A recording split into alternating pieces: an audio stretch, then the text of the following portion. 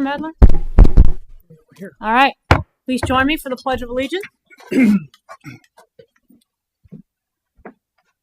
pledge allegiance to the flag of the United States of America and to the republic for which it stands, one nation, under God, indivisible, with liberty and justice for all. Call the roll, please. Mayor Bailey? Here. Mr. Bateman? Here. Mr. Goodyear? Here. Mr. Hart? Here. Mr. Ori? Here. Vice Mayor Phelps? Here. Mr. Ping? Here. All right, with us tonight, we have our Director of Finance, Mark Medler, Clerk of Council, Misty Clark, City Manager, Dave Kennedy, Police Chief, Michael Gabrielson, and former Council Member, Todd Osborne. So welcome, everyone. We do have one addition to the agenda tonight. We have a proclamation, so if the Soras will please.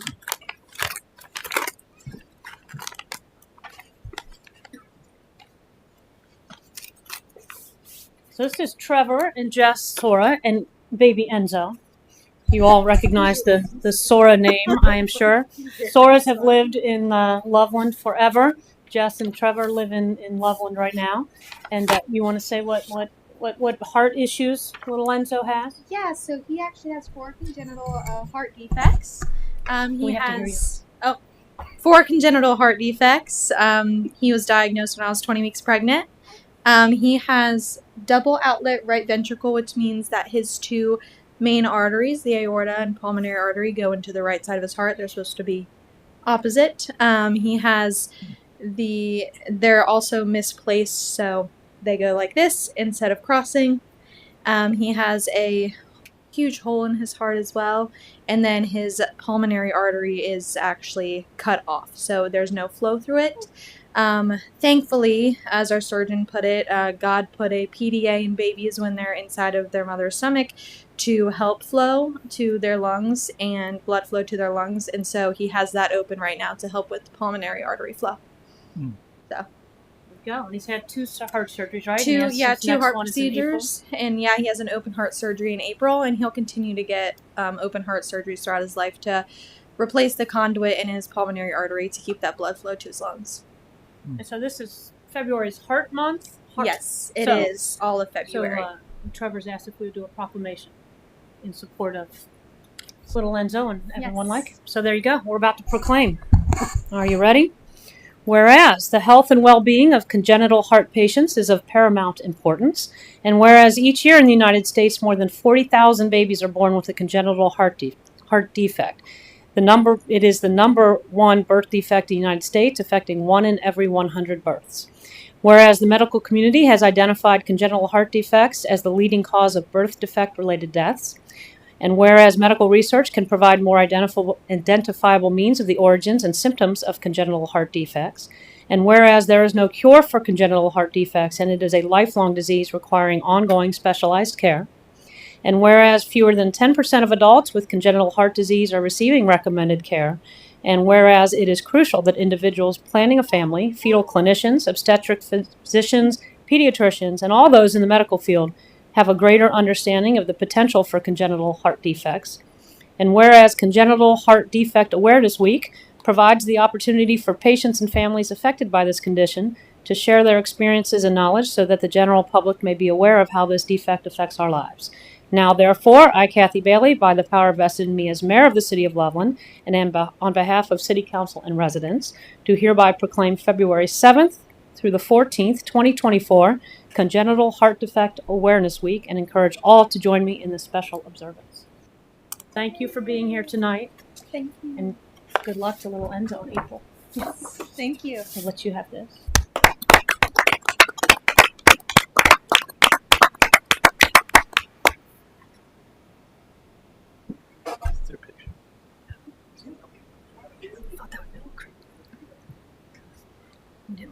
All right, Mr. Kennedy.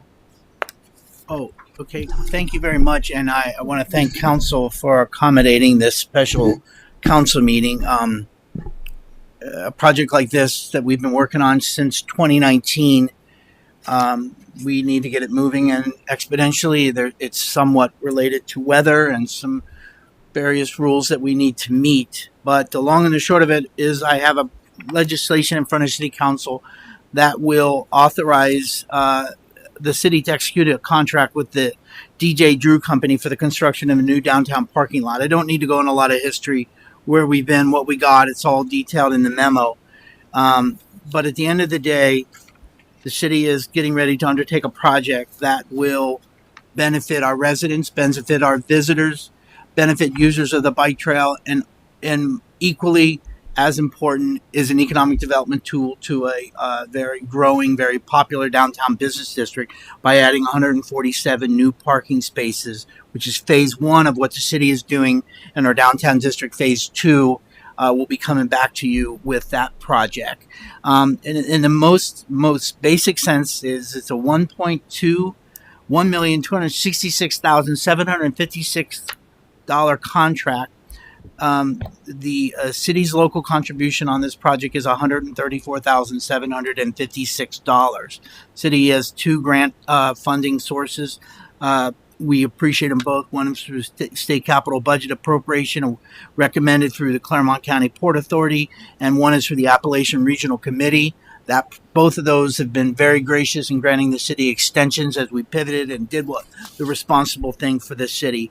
So one of the things is to get the project moving and to begin clearing the proper project. The property time is of the essence, so that's why I called the council meeting tonight. This will also create pedestrian vehicular access onto State Route 48. That's often been sort of lost in this mix, but creating a new access point into the downtown city, into the downtown district, is clearly has a benefit to traffic flow. And will allow that with what we just did in Harrison is going to allow us to make some other modifications in the future. And we'll, as city knows, where there's the second part of this is we're going to be realigning all of the parking around City Hall with a new sidewalk. And that will add another 8 estimated spots. So that actually puts us over our original goal of 150. That's all I had. Everyone's done their due diligence. Our former city engineer Cindy and McGill Smith punch in, and they recommended this contract that's presented. This is the base bid with one of the alt items, which is the dumpster enclosure. That'll allow us to consolidate dumpsters in the downtown district. Thank you. Any comments or questions? Yes. Mr. Kennedy, can you just remind us of the projected timeline for completion of this? Yeah, the project will begin almost immediately. The trees need to be down before March 31st, just down. The excavation on the project, which is a big dollar item, we knew that going in, and it was about what we expected, 1.266. I think the excavation, grading, and all of that on the property is about 380. Otherwise, we're pretty much what we always said, about in line with the Linda Cox lot. The project will begin immediately, the trees and the clearing. I think the project will go into late summer, and throughout that point in time, we're working with Duke. The easiest way, and most cities are finding this, the easiest way in today's market is to work with Duke with your lighting. Just like subdivisions put in lighting districts, we saw that when we did the project at the safety center, where we added those lights. Mr. Hart lives near there. We're working with Duke right now as we're going to extend street lights all the way up West Loveland. So that is through a separate lighting contract. No fees will be extending that in. Meeting with Duke tomorrow for lunch to go over that project. So the project will begin almost immediately. I was just on the phone with the vice president of the company. So I would anticipate in reality that it'll go all summer. We wanted no trees dropped, of course, obviously, until after Hearts of Fire. So, Thank you.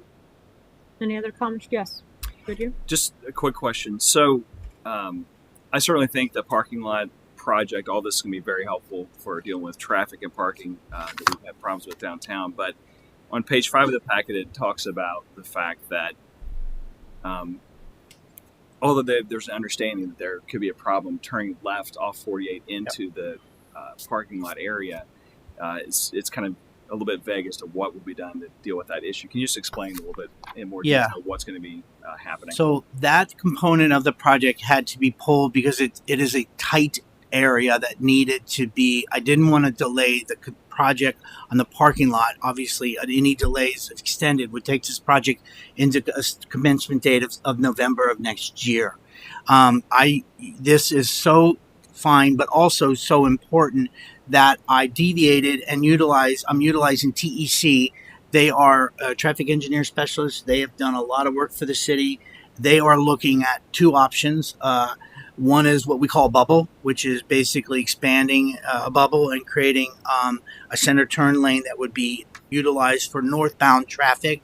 One or the other, and this would be a bigger project and maybe more down the road, which is becoming very popular. And Councilmember Ping may know this, what they're called micro roundabouts, which are now becoming even more popular. I would anticipate that we'll be able to hopefully soon move forward with outlining the bubble and coming up with that kind of flow and working with us, ODOT. We have not forgotten that component, but I wanted to make sure that people knew that it was not part of this particular bid, because my fear was it was going to hold up the project and may potentially be a little hands off. A perfect example of that was we had alternate items in there for trellises, and we found that the bids came in way too high. We were able to alt item that out of the project, but we are taking that component of it serious. It's very tight with the bridge, and it needed a traffic engineer to look at it. So I left McGill Smith and asked Ed from TEC, and I have those drawings if anybody wants to see the two options. Thank you for that explanation. Okay, yeah. Yes, Mr. Ping. Just one other point, I guess, of clarification, since it may not be knowledge to everyone. The reason why this is critical is we have to have trees down by March 31st. And if we don't have them down, then we're not permitted to take them down until it's October 31st. Is that correct? November 1st. So there's that period of time for environmental reasons that we're kind of hamstrung. So I think it's important just to bring that up, because someone watching this video may not realize why we're having a special meeting just to do this. The reason is 1 week makes a big difference on getting this project moved forward. So is everything I just said accurate? 100%. Because even tomorrow, when I immediately jump into the bidding and do the notice of awards and begin all that process, that alone is going to take a few days to get that going. But included in the bid document was you were not permitted. The bid had a contingency that all trees must be down. Remember, they only need to be down by March 31st. I don't anticipate that is going to be an issue, but I would hate to be pushing it with 1 week to go because there was a problem with a prevailing wage rate survey, or there was a workers' comp certificate that didn't get renewed in time. That 1 week could have made a difference, and I really appreciate council. And I think this is a good example, and I mentioned this at my State of the Region. Within a moment's notice, every single council member agrees to show up. I mean, this isn't your council meeting night. So I really appreciated that. And I promised the mayor I would not get wordy. So Too late. Or too late. questions. So Vice That insulted you.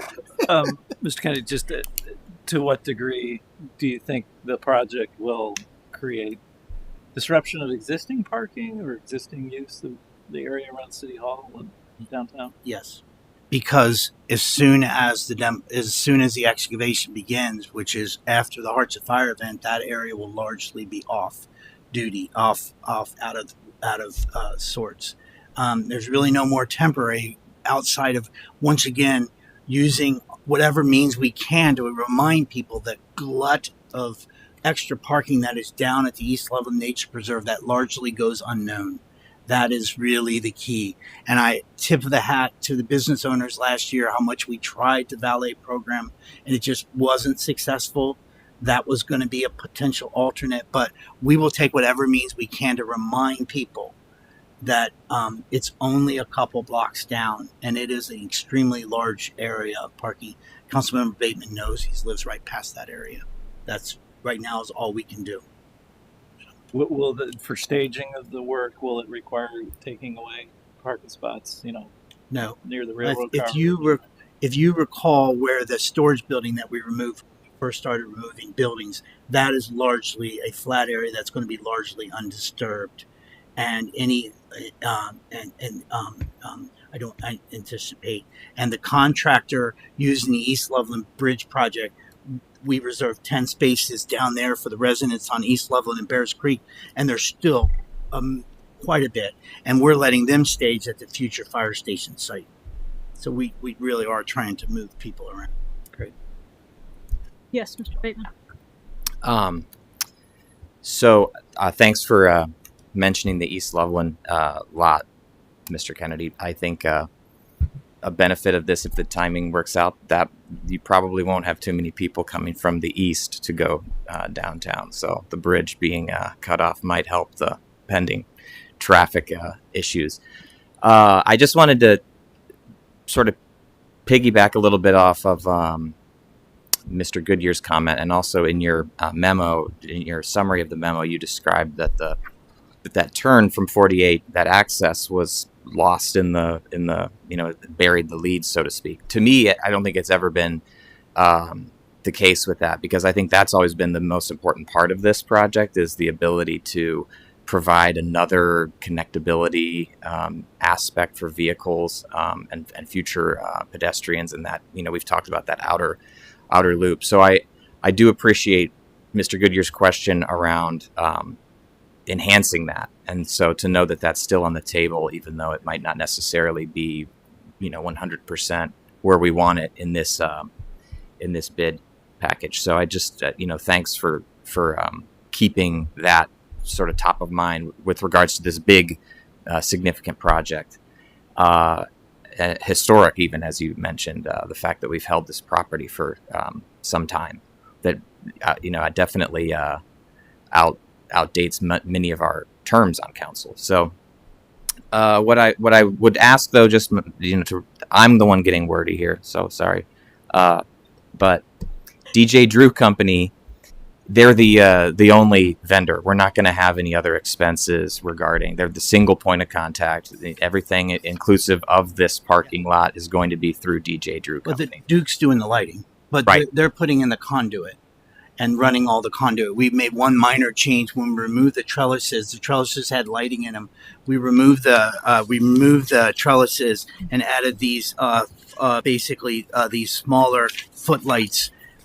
If you look at packet page 5, the ones to the far right, those are going to really be a nice setting. When you walk along that path, that is a really beautiful thing. And again, the benefit of Duke is they do it for a lighting district. You pay off the cost of the construction, and then you're simply paying the generation charges over time and the maintenance. A light bulb goes out, you simply, just like we do for residents, we put in a pole number and it's replaced. I would see that someday the city will ultimately change out all of our downtown lights, let Duke take them over. It just makes more sense. They've gone away from the good old boring Cobra head lights, and there is a market in there for beautiful fixtures that are dark sky compliant. And cities all over Ohio are realizing this is a good way to do it. I don't think we would have ever wanted the contractor to be installing these private lights for the city. It makes no sense. So. Thanks. Mr. Ori.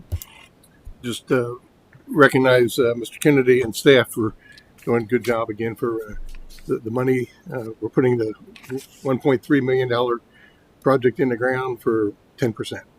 Yeah. $130,000. So, again, good job.